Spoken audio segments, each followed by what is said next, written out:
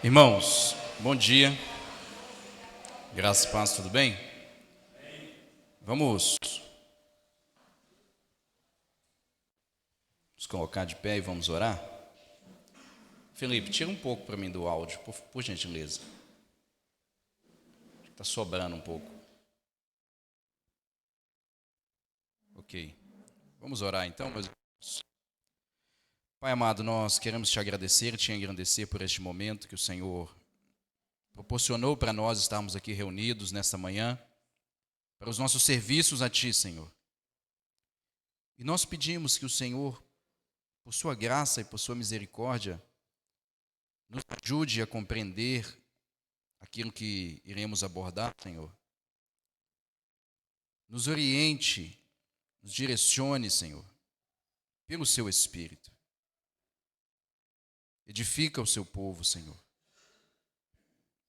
Desperta o seu povo, Senhor, para as verdades da sua palavra.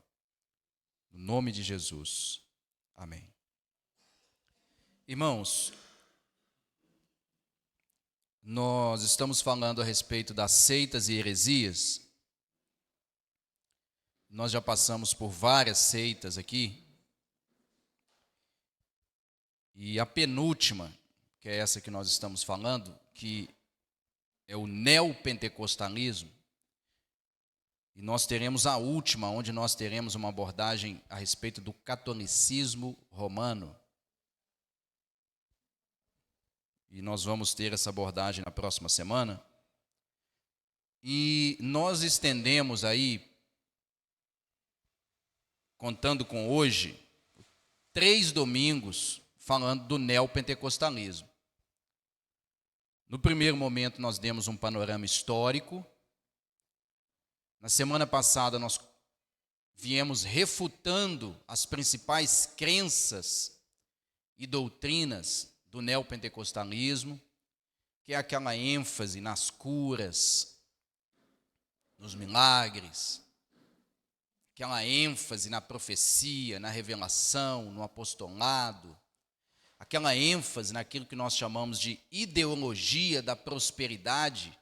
Eu acredito que a gente não pode chamar de teologia da prosperidade, eu acho esse tema muito infeliz.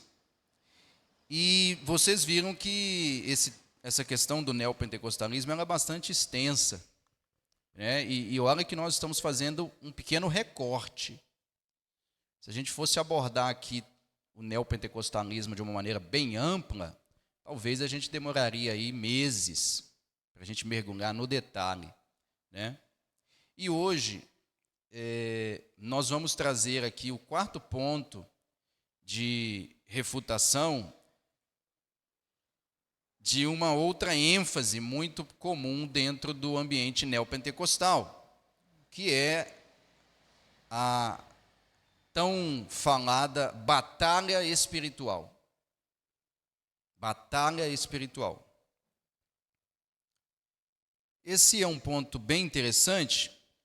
Então, antes da gente refutar, a gente precisa esclarecer alguns pontos aqui que são necessários. O primeiro ponto, antes da gente falar de como que a igreja deve abordar esse tema de batalha espiritual, a gente precisa esclarecer que nós não podemos negar a realidade de Satanás e seus demônios. Não se pode negar essa realidade, porque isso é bíblico. A Bíblia, ela deixa muito claro e ela aborda em várias passagens a figura de demônios e a figura de Satanás. Então nós não podemos ir para o extremo onde nós negligenciamos a realidade de demônios, né, e do próprio Satanás. Por exemplo, em 1 de Pedro, capítulo 5, no verso 8, se você puder abrir comigo aí, primeira carta de Pedro, no capítulo 5, no verso 8, nós temos aí um chamado de Pedro à vigilância. Ele diz aí: sejam sóbrios e vigilantes. O inimigo de vocês, veja que ele assume aí que o crente tem um inimigo. O inimigo de vocês, o diabo, aí agora ele vai e estabelece quem é esse inimigo, né? O diabo anda em derredor como um leão que ruge, procurando alguém para devorar. Então veja que o apóstolo Pedro aí, ele está nos chamando à sobriedade e à vigilância, dizendo que nós temos um inimigo, e esse inimigo é o diabo, e ele anda ao derredor como um leão que ruge, ele está procurando alguém para devorar. É interessante que um leão, eu gosto de assistir Animal Planet, filme de animais, aqueles seriados, né, programas de animais, eu gosto demais. Então, geralmente você está lá no Animal Planet, aí você tem lá a savana, né? E aí o leão, ele está no topo da cadeia alimentar. E é interessante que os leões, eles têm uma tática de caça. Eles são extremamente estratégicos.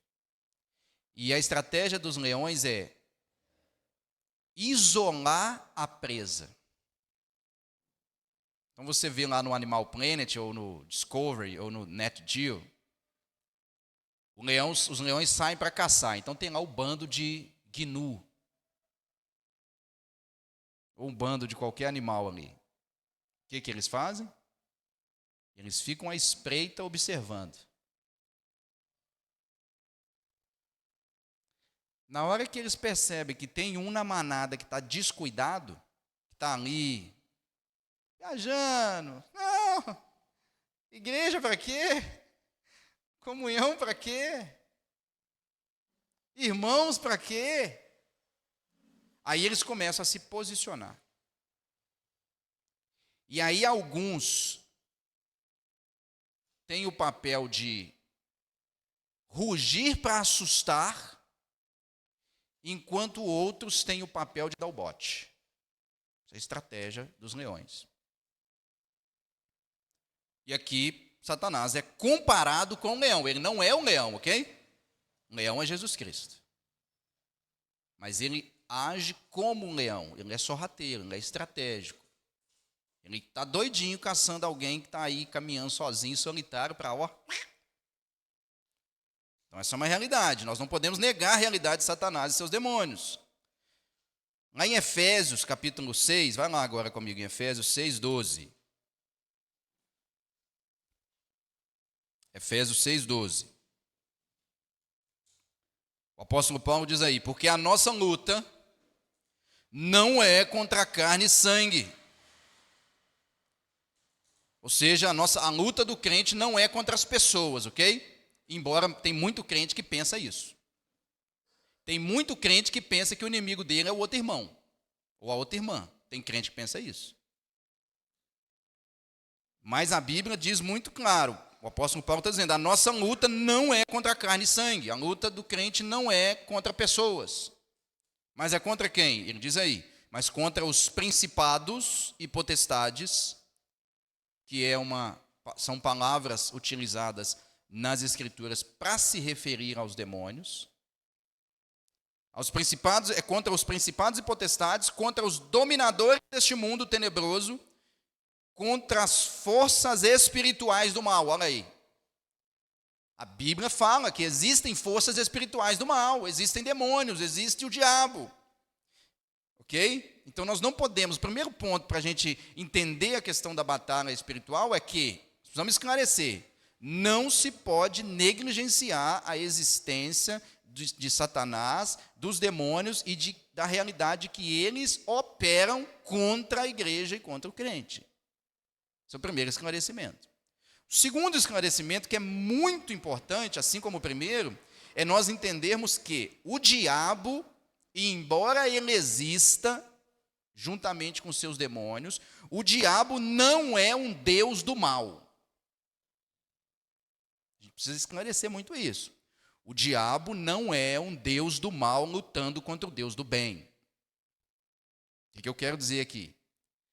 Muitas vezes a igreja, tanto o neopentecostalismo quanto outras igrejas, podem correr o risco de cair naquilo que nós chamamos de zoroastricismo.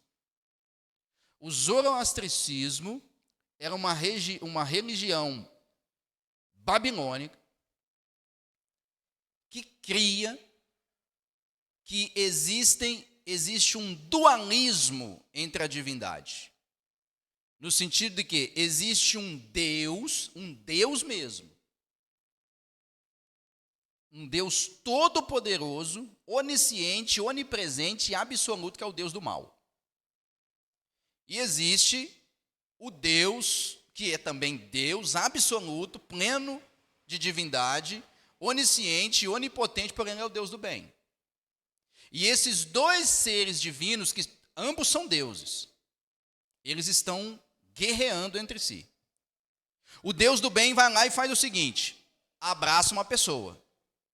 Aí o Deus do mal vai lá e dá um chute na canela dela para ela virar as costas para aquele Deus que deu nela um abraço. É aquelas figurinhas que às vezes a gente vê na internet, né?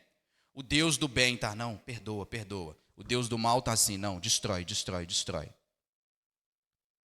Satanás não é um Deus. Por que ele não pode ser um Deus? Porque se eu digo que existem dois deuses, isso é uma contradição em termos. Por quê? Se existe dois deuses, o segundo deixou de ser Deus. Porque o próprio conceito de Deus é um ser plenamente divino, suficiente em si mesmo, onipotente e onisciente. Se existe outro que pode fazer a mesma coisa que ele faz e está no mesmo pé de igualdade que ele, então esse primeiro deixou de ser Deus ou o segundo deixou de ser Deus. Ok? Então, uma contradição em termos, ou seja, Deus não pode criar outro Deus.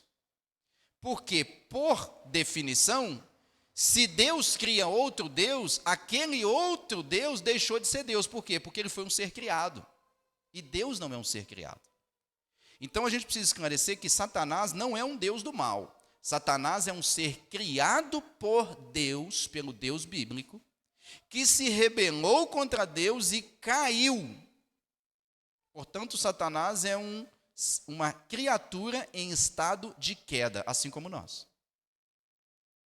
A diferença é que Satanás é um ser espiritual. Ok? E nós vemos em toda a narrativa bíblica que Satanás, além de ser um ser criado, o que faz com que ele, uma vez que é criado, ele seja limitado, ou seja, Satanás não é onipresente. Satanás não é onisciente. Satanás não pode estar nos mesmos lugares ao mesmo tempo. É por isso que ele tem a sua legião de demônios, né? Então ele é limitado, ele é finito. E Satanás, de acordo com a narrativa bíblica, tanto no Antigo quanto no Novo Testamento, ele age debaixo da permissão, do controle e da soberana vontade de Deus. Um exemplo aqui, Jesus disse que não cai nem um fio de cabelo da nossa cabeça sem a permissão de Deus. Se Satanás é um outro Deus, ele pode fazer um fio de cabelo cair da nossa cabeça sem que o Deus do bem permita. Percebem isso? Dentro do neopentecostalismo, Satanás é visto como um Deus do mal. E ele está lá, é o seguinte: Jesus te salvou, mas se você não tomar cuidado, Satanás te leva para o inferno. Parece que não leram aquele texto, né, que Paulo diz lá em Romanos: quem nos separará do amor de Deus? E Paulo narra lá um monte de coisa e a conclusão dele é o quê? Nada. Não tem nada que pode nos separar do amor de Deus, nem mesmo Satanás. Então, esse esclarecimento é muito importante a gente perceber isso. A Bíblia é clara ao demonstrar que todos os demônios estão sujeitos a Jesus, que é o Filho de Deus, absolutamente soberano. De tal maneira que quando o neopentecostalismo coloca Satanás e os demônios como aqueles que podem, inclusive, atrapalhar os planos de Deus, isso é uma ofensa direta a Deus. E é uma ofensa direta a Jesus Cristo. É como se dissesse o seguinte: Jesus é o Filho de Deus, mas ele não tem tanto poder assim, porque os demônios podem atrapalhar a obra dele. Né? Por exemplo, Lucas 8, 32 a 33. Olha aí, dois textos que exemplificam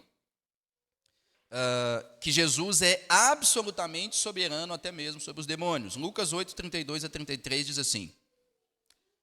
Lucas 8, 32 e 33. Ora, uma grande manada de porcos estava pastando ali no monte. E os demônios, olha aí, olha. Os demônios fizeram o quê? O que está escrito aí? Os demônios fizeram o quê? Como? A versão do pastor, mas rogaram-lhe. Aqui está pediram. Os demônios pediram a Jesus. Eles não ordenaram a Jesus. Os demônios pediram a Jesus que os deixasse entrar naqueles porcos. Veja que eles estão pedindo permissão para Jesus aqui. E Jesus o permitiu. Verso 33. Tendo os demônios saído do homem, entraram nos porcos, e a manada precipitou-se despenhadeira abaixo para dentro do lago e se afogou. Veja aqui uma passagem muito evidente que mostra que Jesus é soberano sobre os demônios. Colossenses 2:15. Colossenses 2:15. O apóstolo Paulo diz aí, Jesus na cruz, o que ele fez? E despojando, despojar era o seguinte, quando um exército vencia o outro, ele ia lá e tomava tudo aquilo que o outro tinha de glória, de poder, de riqueza. Isso era despojo. Então aqui Paulo está usando essa figura, essa linguagem militar, dizendo, e despojando os principados e potestade, publicamente os expôs ao desprezo, triunfando sobre eles na cruz. Paulo está dizendo que Jesus despojou os principados e potestades, publicamente, expôs eles ao desprezo. Como que ele fez isso? Na cruz. Jesus triunfou sobre os demônios na cruz, ou seja, até a fraqueza de Jesus trouxe triunfo sobre os demônios. Ok? E um outro texto, Romanos 8, 37 a 39. Esse aqui é um texto bem interessante, a gente vê que Deus é soberano. E não tem nada que pode atrapalhar os planos dele, nem mesmo o diabo. O diabo é o diabo de Deus, como diria Martim Lutero. Ok? Romanos 8, 37 e 39. Em todas essas coisas, porém, somos mais que vencedores por meio daquele que nos amou. Porque eu estou bem certo de que nem a morte, nem a vida, nem os anjos, nem os principados, nem as coisas do presente, nem do porvir. Olha aí o que ele diz. Nem os anjos, nem principados. Ok? Nem as coisas do presente, nem a do porvir, nem os poderes, nem a altura, nem a profundidade. Olha aí o que ele diz no final do 39. Nem qualquer outra criatura poderá nos separar do amor de Deus que está em Cristo Jesus, nosso Senhor. Esse é o ponto. Então, esses dois esclarecimentos prévios aqui, sobre batalha espiritual. Nós não negligenciamos a existência dos demônios e de Satanás, e nós também não devemos ir para um outro extremo, dando a Satanás um título que ele não tem, que é ser Deus.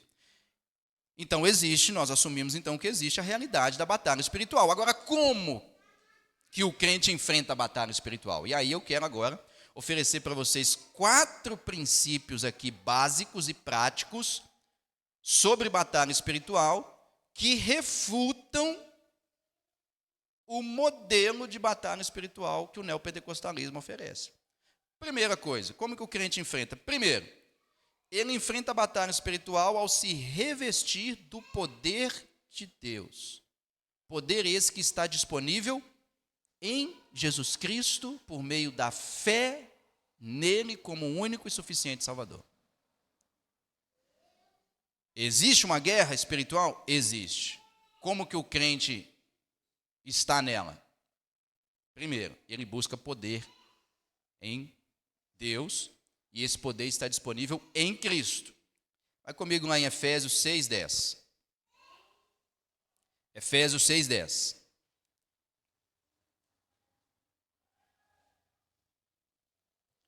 Está muito claro isso aqui. Efésios 6:10. Vamos ler até o 18. Quanto ao mais, o apóstolo Paulo escreve um monte de coisa na carta aos Efésios.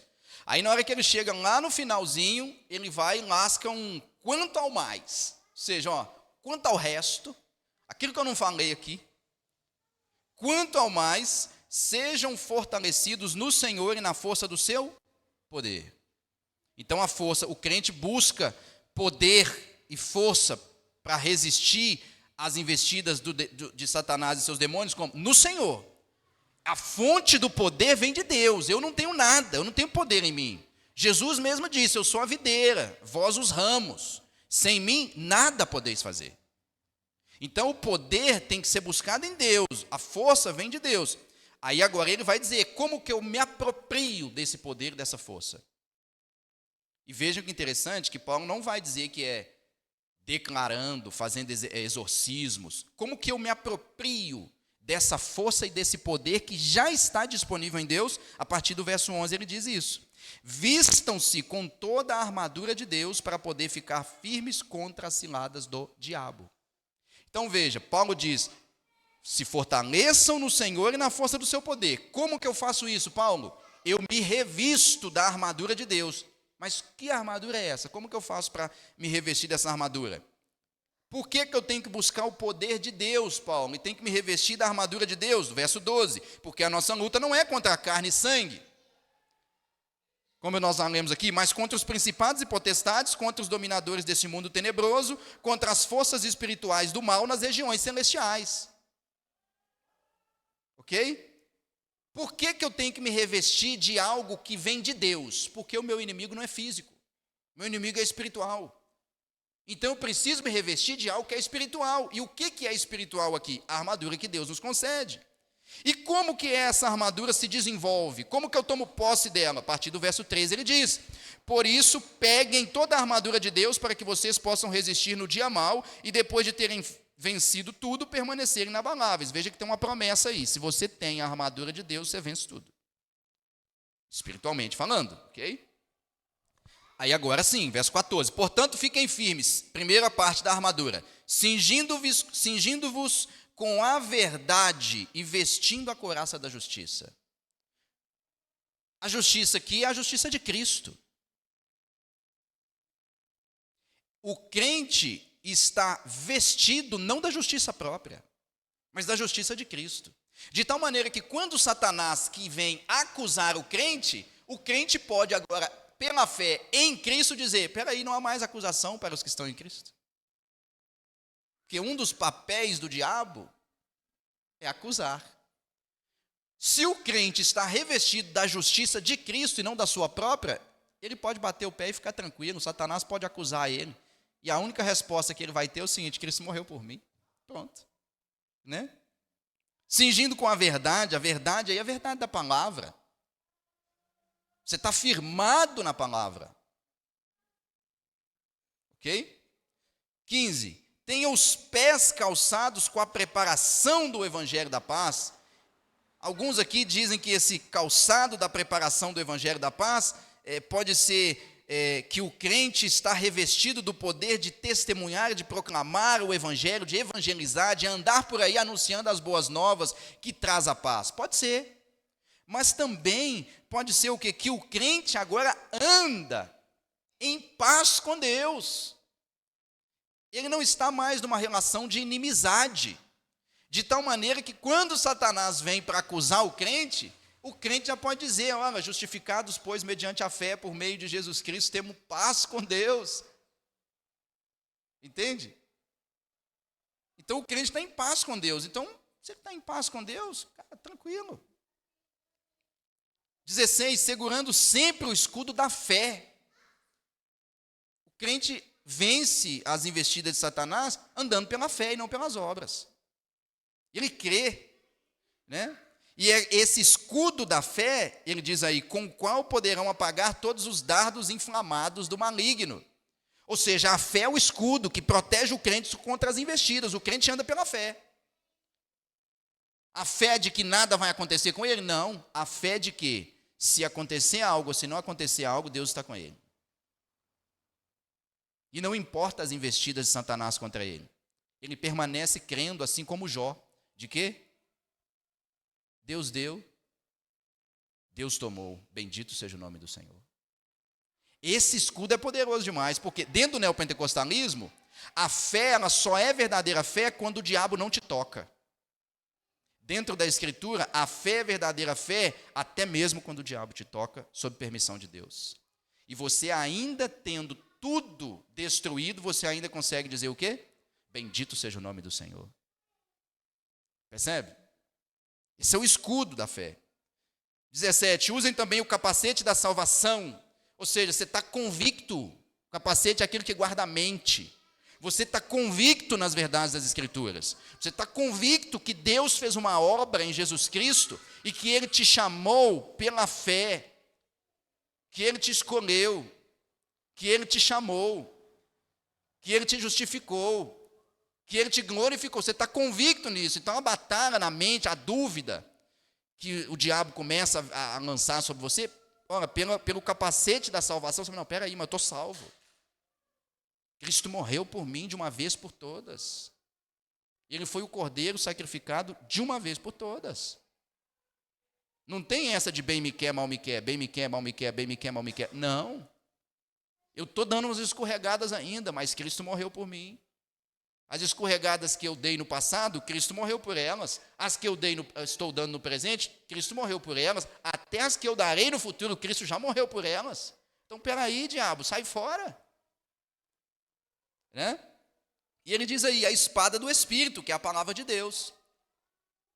Né? O crente, ele está revestido da armadura de Deus, que todas essas peças que nós falamos aqui, com exceção da palavra de Deus, que é a espada, elas são de proteção. E só há uma peça dessa armadura que é de ataque, que é a palavra de Deus, que é a espada do Espírito. Então, como que o crente enfrenta a batalha espiritual? Se revestindo do poder de Deus. Como? Andando em conformidade com aquilo que a Escritura diz a respeito dele. De quem ele é, do que Cristo fez por ele, do que Deus fez por ele e como que ele deve andar. E firmado na palavra de Deus, porque a qualquer investida, você sempre vai se defender, mas dentro de um combate mais fervoroso, você precisa ter a palavra. É interessante que a palavra grega aqui para espada, o soldado romano, né, ele tinha duas espadas. Ele tinha uma espada grande, mais ou menos 60, 70, 80 centímetros, onde ele usava ela nos combates à distância. Então, ou seja, você está à distância, você atinge o seu inimigo sem corpo a corpo. Né? É uma espada maior. Mas ele trazia uma pequena espadinha, que a palavra grega aqui é marraira, que era um punhalzinho, uma espadinha pequenininha. Essa era para o combate mano a mano. É na hora que o cara a espada caiu, a espada maior caiu, agora os dois se agarraram e eles estão rolando. Aí é questão de sobrevivência. Aí, meu filho, aí você tem que sangrar o porco. Você tem que estar aqui para você cortar reto. Você não pode deixar, porque é você ou o inimigo. Entende? Ou você destrói ele, ou ele te destrói. Então, se você não tem a palavra, você não tem essa espadinha aqui, na hora do combate mais ferrenho, mano a mano, você vai ser lascado, porque a dúvida vai imperar. A mente vai titubear. Então, como? Você não tem convicção na palavra. Né? Então, esse é o primeiro ponto. O crente guerreia, existe uma batalha espiritual, mas ele se reveste do poder de Deus e não do poder dele mesmo. Dentro do neopentecostalismo é o quê? Eu repreendo. Quem tem o poder? Eu. Eu sou o cara, não. Nós não brigamos com o nosso próprio poder, nossa própria força. Nós vamos na força de Deus. Segundo ponto prático aqui, nós precisamos conhecer, e aí eu já conecto aqui. Se Paulo diz que tem a palavra, que é a espada do Espírito, eu preciso conhecer, permanecer e obedecer a palavra. De tal sentido, irmãos, que a gente não vence o diabo por meio de confissão positiva. O diabo não é vencido por meio de expressões como está amarrado. Isso não significa nada, isso é palavras ao vento. Em algum momento, eu não estou lembrado, existe essa expressão na Escritura? Está amarrado? Jesus em algum momento falou, está amarrado. Não. Se vence a batalha espiritual conhecendo, permanecendo e obedecendo a palavra de Deus. Olha um exemplo como que evidencia que não se vence o diabo por meio de palavras positivas e fora do que Deus ensina. Fala comigo em Atos 19. Atos 19, 13 e 15. Tentaram amarrar um demônio aqui, mas não deu não, vocês vão ver. Atos 19, 13 e 15. Diz assim: e alguns judeus exorcistas ambulantes, veja que já existia essa prática lá atrás, né? E alguns judeus exorcistas ambulantes tentaram invocar o nome do Senhor Jesus sobre possessos de espíritos malignos, dizendo: esconjuro-vos por Jesus a quem Paulo prega. Os que faziam isto eram 7 filhos de um judeu chamado Seva, sumo sacerdote. Então o que o texto está dizendo aqui? Que de repente um grupo de jovens lá, que eram filhos de sacerdote, chegou e falou assim: não, a gente viu Paulo expulsando demônios, os demônios se submetiam ali a Paulo. E aí de repente eles se depararam com um jovem ali possesso de espírito maligno, e ele começou a falar: sai em nome de Jesus a quem Paulo prega. Não é sai em nome de Jesus a quem nós cremos. É sai em nome de Jesus a quem Paulo prega. Estão terceirizando aqui, né? Aí o que aconteceu? Mas o espírito maligno nos respondeu: conheço a Jesus e sei quem é Paulo, mas vós quem sois? Quem sois vós? Em outras palavras, vocês estão querendo me expulsar com qual autoridade? Eu conheço a autoridade de Jesus. A esse eu me submeto, mas não conheço vocês. Percebe que a gente não batalha, não peleja por meio de confissões positivas, mas sim pela palavra. Olha lá, Mateus 4, de 1 a 10. Vamos ver aqui como que Jesus batalhou as batalhas espirituais da vida dele. Como que ele fez isso? Mateus 4, de 1 a 10. Mateus 4, de 1 a 10, assim: a seguir, Jesus foi levado pelo Espírito ao deserto. Essa parte aqui os neopentecostais não leram, né? Que quem leva para o deserto é o Espírito. Jesus foi levado pelo Espírito para o deserto. Não foi pelo diabo, não. Muitas vezes o Espírito leva a gente para o deserto. E lá nós vamos encontrar com o diabo. E o objetivo disso é o quê? Fazer com que a gente saia de lá aprovado. Então Jesus foi levado pelo Espírito ao deserto para ser tentado pelo diabo. Olha aí. E depois de jejuar 40 dias e 40 noites, teve fome. Então o tentador aproximou-se e disse a Jesus. Então olha lá. Agora Jesus, o Filho de Deus, está aqui sendo tentado pelo diabo. Ele foi levado pelo Espírito. Ok? E aí o diabo chega e começa a tentar ele. Como que se desenvolveu essa tentação? Primeiro, final do verso 3. Se você é filho de Deus, mande que essas pedras se transformem em pães. Primeiro, colocou dúvida na cabeça de Jesus, o seguinte: você é filho de Deus mesmo? Quero ver se você é filho mesmo. Deixa eu dar uma dica aqui para você como que lê esse texto. Esse texto foi escrito nos evangelhos e essa narrativa aconteceu para gerar um paralelo entre Jesus e Adão. Esse texto está nos evangelhos mostrando que o primeiro homem foi tentado no paraíso e caiu. O segundo homem foi tentado no deserto e permaneceu. Então, todas as tentações que Jesus recebe, Adão recebeu. Ok? Então, vamos lá. Entenda-se aqui, Jesus aqui no deserto, sendo tentado, Adão estava sendo tentado lá também no jardim. Se você é filho de Deus, mande que essas pedras se transformem em pães. Primeira tentação, duvido que você é filho de Deus. Se você é mesmo, usa sua fé para fazer um milagre poderoso aí. Resposta de Jesus, verso 4. Jesus, porém, respondeu: está escrito. Olha aí. Jesus perguntou: está amarrado, Satanás? Não, está escrito. O homem não viverá só de pão, mas de toda a palavra que procede da boca de Deus. Ou seja, eu não fui chamado para usar a minha fé ao meu próprio favor. Eu fui chamado para confiar em Deus. Se Deus diz que eu sou filho dele, eu sou. Ponto final, eu não preciso provar.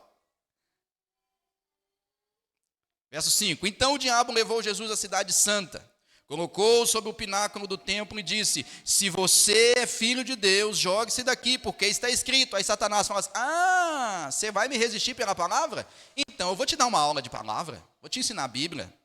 Porque está escrito. Jesus falou: está escrito. Agora já peguei, então também eu vou falar: está escrito.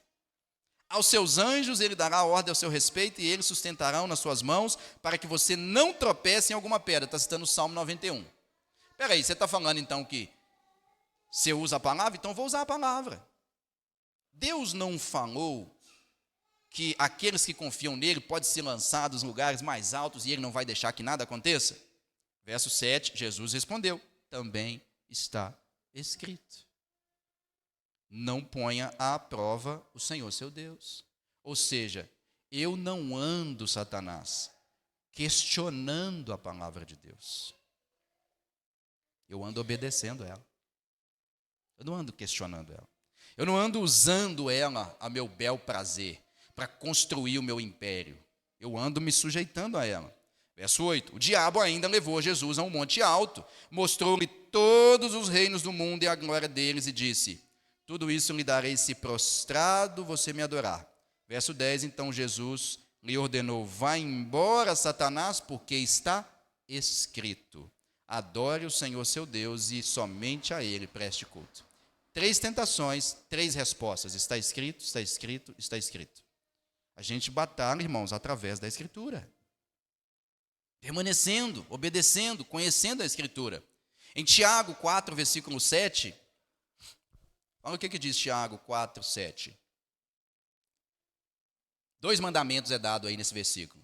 Primeiro, sujeitai-vos, portanto, a Deus.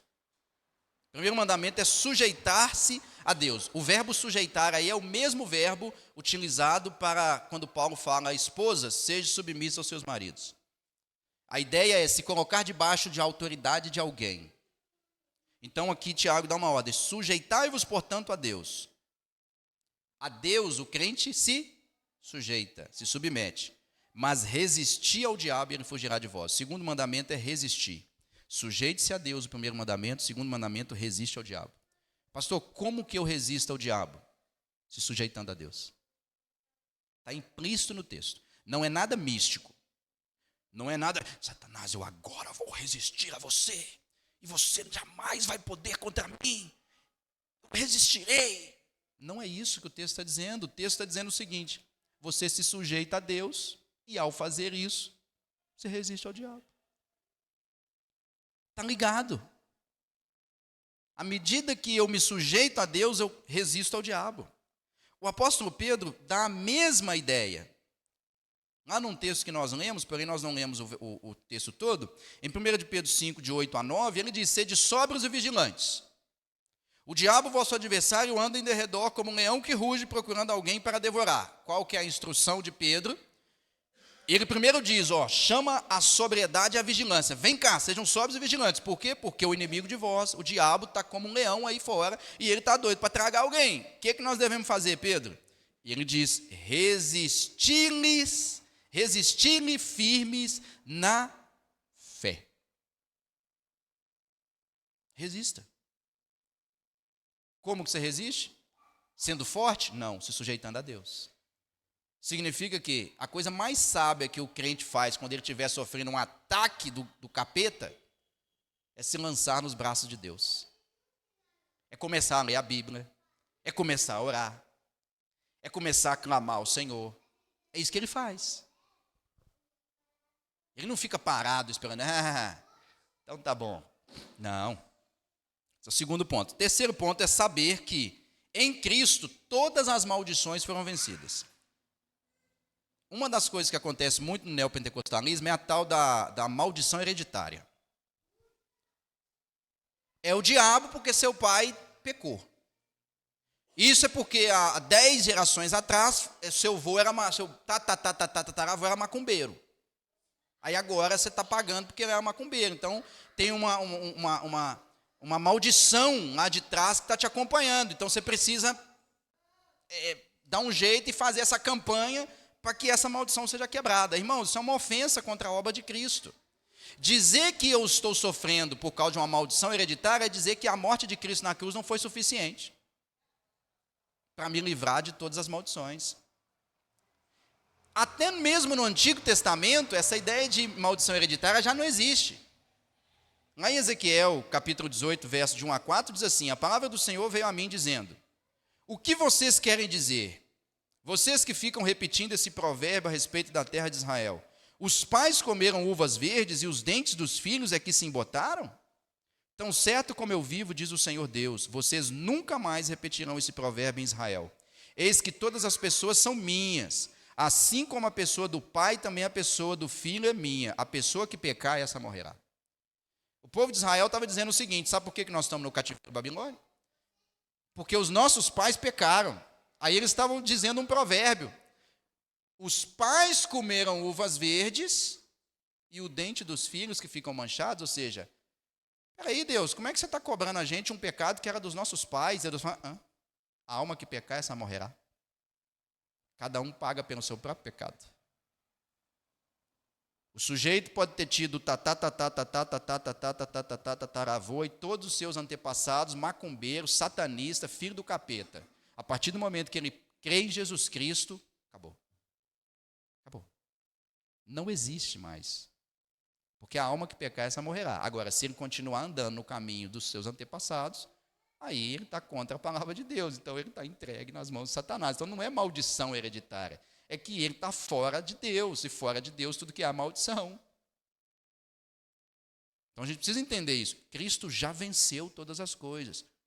Nós permanecemos. Nós resistimos ao diabo. Nós não vencemos o diabo. Ele já foi vencido. Nós resistimos ao diabo. E um quarto ponto aqui é que a gente precisa, irmãos, deixar de ver demônios em tudo. Ao invés de ficar vendo demônio em tudo, de tudo é culpa do demônio, culpa de Satanás, ao invés de eu dizer isso, a Bíblia nos chama a outra posição, sem negligenciar a existência de Satanás e seus demônios. Nós já falamos aqui. Mas ao invés de a gente ficar vendo demônio em tudo, a gente precisa assumir as nossas responsabilidades e pecados. A gente precisa assumir as nossas responsabilidades, os nossos pecados e nos arrepender dele. Não podemos ser obcecados pelo diabo. Você vê que nas igrejas neopentecostais, quem tem mais voz lá é o diabo. Tem até entrevista com o diabo lá pega o microfone e fala: não, que eu vim lá da igreja do Valdomiro. Aí o outro, aí na igreja do Valdomiro, não, que eu vim lá da Universal. Gente, você não vê na Bíblia. Pelo contrário, Jesus ordenava os demônios a ficarem calados. Na boca, aqui não. Então a gente precisa parar com essa obsessão e assumir as nossas responsabilidades. Por exemplo, dentro do neopentecostalismo, os muitos casos, né, que eles veem ali, é o diabo. A pessoa está vivendo em adultério, é o diabo, é o espírito da pombagira. O cara está vivendo uma vida devassa, bebedeira, gandaia e tudo, é o Zé Pilantra. É o Exu não sei o quê. A mulher vive usando roupa curta e vive uma vida sensual. É a pombagira. O homem é um bonitão, fortão, lindão. É um outro demônio que eles inventam lá. É um principado. Nunca é responsabilidade da pessoa. Aí você chega aqui em Gálatas, capítulo 5. Vai lá em Gálatas, capítulo 5, 19 a 21. Gálatas 5, 19 a 21, aí você se depara com o seguinte texto. Gálatas 5, 19 a 21. Ora, as obras da... O que está escrito aí? As obras de quem? Do diabo? As obras da carne. O que é carne? A natureza pecaminosa. As obras da carne são conhecidas e são, primeira, imoralidade sexual. A palavra aí é porneia. Todo ato sexual fora do ambiente do matrimônio.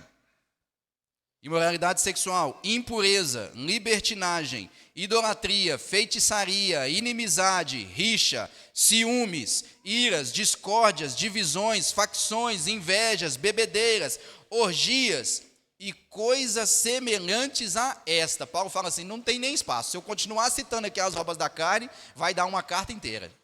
Aí ele termina dizendo o seguinte, ele cita algumas, mas ele termina dizendo coisas semelhantes a essa, ou seja, tem mais.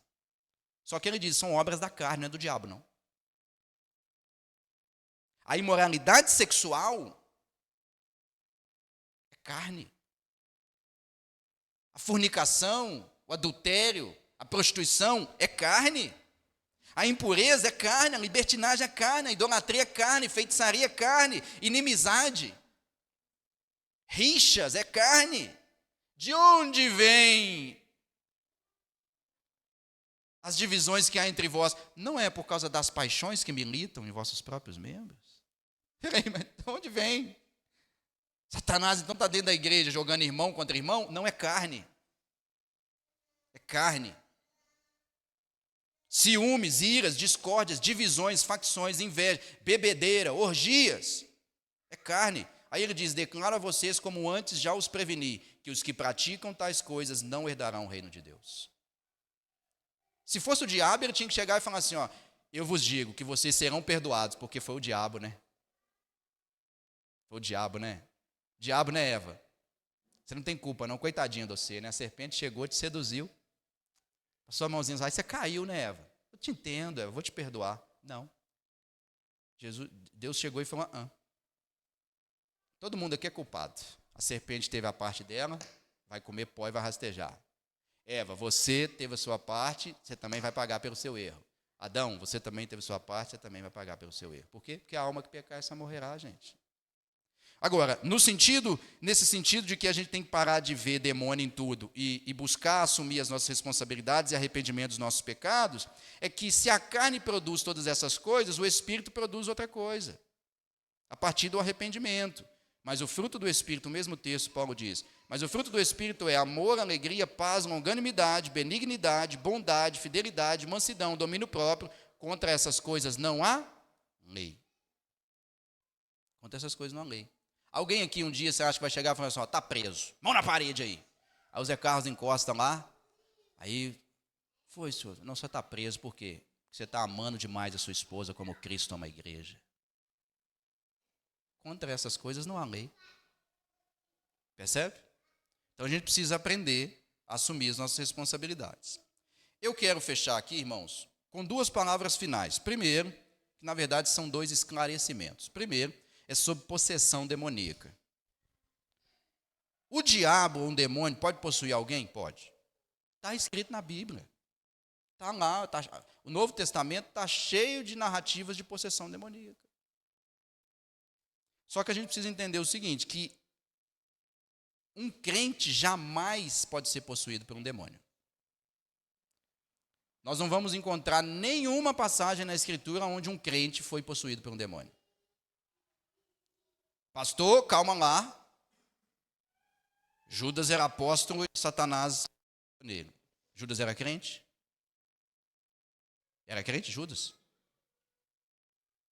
Se Judas fosse crente, ele não teria feito o que fez. Pelo contrário, Jesus mesmo diz de Judas que ele era filho da perdição, filho do maligno. Não há possibilidade nenhuma de um crente ser possuído por um demônio. Sabe por quê? Porque Jesus diz, para um ladrão entrar na casa do valente, ele tem que amarrar o valente. Em outras palavras, para o demônio entrar num crente, ele tem que amarrar o espírito. E se o demônio amarrar o Espírito Santo, irmãos, comamos e bebamos, que amanhã morreremos, porque o Espírito Santo é fraco demais. Então, a gente precisa entender isso. A possessão demoníaca é uma realidade bíblica? É, mas um crente não pode jamais e jamais será possuído por um demônio. Ok?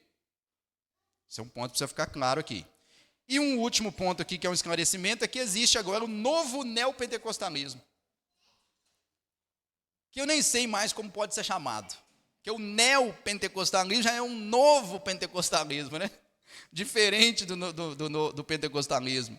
Mas agora existe um tal aí de teologia do coach, que é uma nova versão do neopentecostalismo. Só que com uma ênfase maior na prosperidade. E aí a teologia do coach é aquela pregação que você escuta, que o cara fala assim, você é o ponto fraco de Deus. Você é a menina dos olhos de Deus. Quando Deus olha para você, ele fala assim, não destruirei o mundo, porque eu gostaria a minha ira seria derramada sobre, mas eu não posso, porque esse é o meu ponto fraco. Gente, vamos voltar no começo que eu falei, o conceito de Deus. Deus é um ser absoluto, supremo, autossuficiente, não precisa de nada nem de ninguém fora dele mesmo.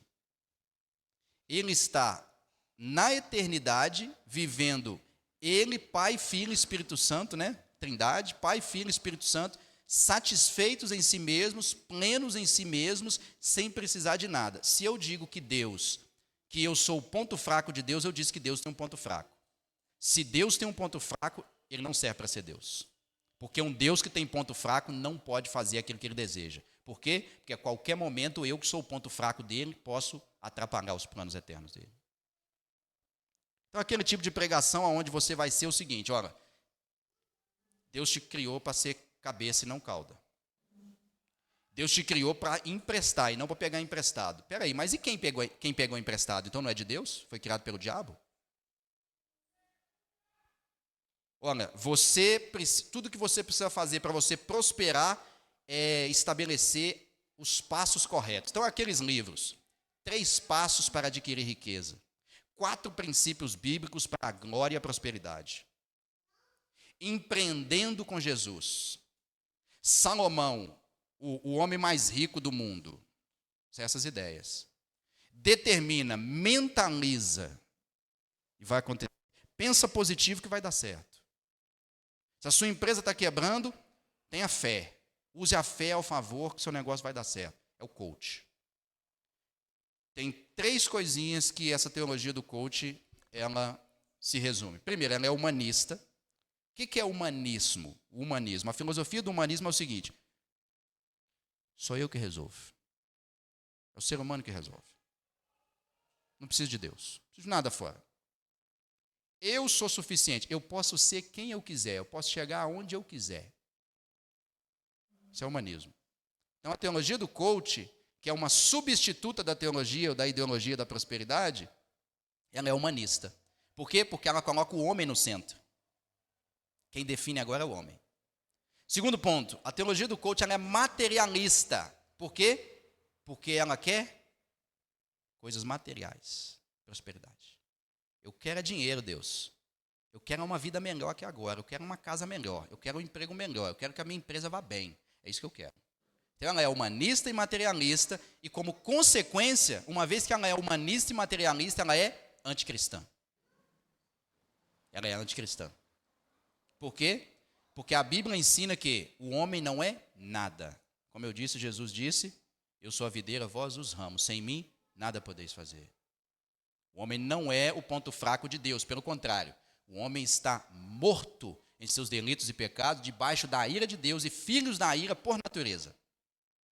Ele não é o ponto fraco de Deus. Pelo contrário, ele é inimigo de Deus. É o que a Bíblia diz. Materialista porque, como o próprio Paulo disse, se esperamos em Deus somente nessa vida, somos os mais miseráveis dos homens. E ela é anticristã. O que a teologia da prosperidade faz com Deus é colocar a faca no pescoço de Deus e dizer assim, você tem que fazer. O que a teologia do coach faz é colocar Deus numa cadeira e falar assim, você tem que assistir eu fazer. A teologia do coach é aquela pessoa que vira para Deus e fala assim, Deus, eu pedi para você fazer, você não fez não? Vou te ensinar como faz. Me assista que eu vou te mostrar como que Deus faz. Percebe? Ela é idólatra. Ela é egocêntrica. Portanto, ela é anticristã. Conclusão, Deus pode salvar no neopentecostalismo? Vou dizer aqui a minha heresia particular. Sei que tem pessoas outros pregadores que vão dizer um baita sim, mas eu vou fechar aqui trazendo a minha heresia particular, que é a minha resposta a essa pergunta. Deus salva no neopentecostalismo? Eu diria que eu prefiro dizer que Deus chama no neopentecostalismo.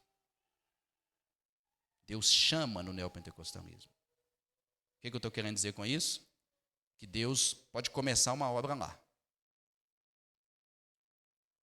Mas aqueles em quem Ele começar a boa obra, não permanecerão lá.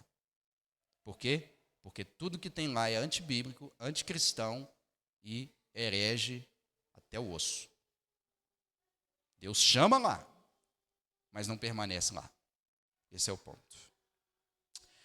Eu encerro aqui e deixo aí os comentários e Pergunta se tiver, senão a gente encerra.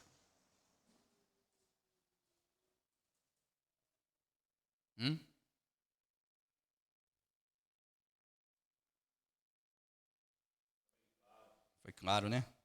Dá para rever lá no YouTube. Semana que vem, nós vamos trazer a última seita, que é o catolicismo romano. Que, para mim, está muito claro que é a pior das seitas. Então, nós vamos ter duas abordagens sobre o catolicismo romano. Primeiro, uma abordagem histórica, para a gente entender a origem da Igreja de Roma.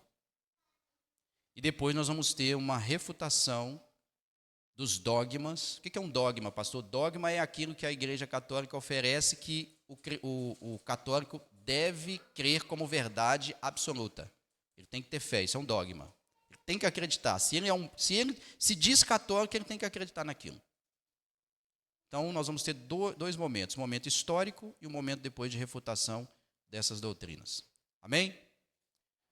Vamos nos colocar de pé e vamos orar. Então, meus irmãos, glória a Deus. Pai, nós te damos graça porque, como nós falamos aqui, nós não somos melhores em nada do que os que pertencem a essas seitas, ó Deus, que nós falamos aqui. O nosso objetivo não é nos orgulhar, ó Deus, o nosso objetivo não é nos elevar, muito pelo contrário, Senhor. O nosso objetivo é declarar que nós somos salvos somente pela fé, somente pela graça e somente por Cristo. E que tudo aquilo, Senhor, que for acrescentado ou retirado disso, não provém da sua palavra, mas sim do maligno. Nós não somos melhores, ó Deus, porque temos este conhecimento. Pelo contrário, nós somos pecadores, miseráveis, assim como os demais, que foram alcançados pela graça e pela misericórdia, de tal maneira, Senhor, que tudo que temos e tudo que somos, nunca, nunca e nunca adveio, ó Deus, de algo que nós tivéssemos feito, mas antes veio do seu trono, cheio de graça e de verdade. Muito obrigado, Senhor. Em nome de Jesus, amém.